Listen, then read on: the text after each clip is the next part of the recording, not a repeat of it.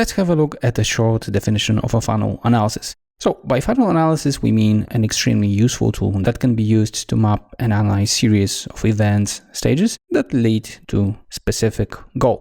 And this goal can be either growth of sales or margin. It can be sometimes number of customers, projects done, or tasks done. Funnel analysis can help you manage the process of achieving the goal and will help you also to find ways to improve the situation. There will be a lot of examples devoted to that in the next section. Let's have a look at the general concept of funnel analysis. So the first step is simply to map the stages that lead you from the beginning to the end. So the stage 5 would be achieving the final goal. And then what you try to do is to map, to track the behavior of the input. And in the input can be either customers or tasks or ideas. And what you will notice is that fewer of them move to each and every stage.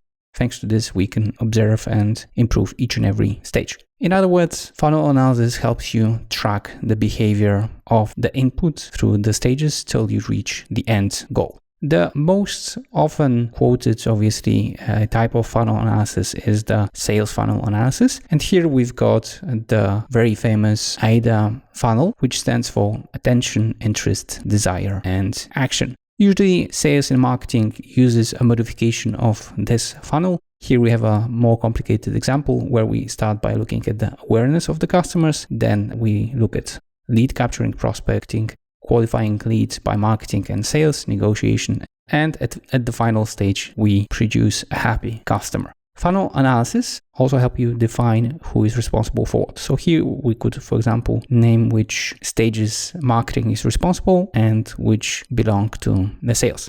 Sometimes we have extension modification of the sales funnels. And here we have an example where we not only track what happens with the potential customer till he reaches the purchase stage, but we also track what's happening afterwards. So are we good in supporting him? Are we able to turn him into a loyal customer? And that after some time will be our ambassador and he will be promoting our brand. Funnel analysis are used, as we said, for different purposes. So the first one, as we have mentioned, is sales and marketing funnels, and we're gonna discuss it in the next sections in a lot of details. Then you also can use that to analyze the behavior of different segments, cohorts, managing tests, and we're gonna look at how this can be done in retail. Obviously here we mean smaller and bigger tests that we use to improve the business. And finally, the very same approach you can also use to managing projects, and again, we're gonna cover it in a later section.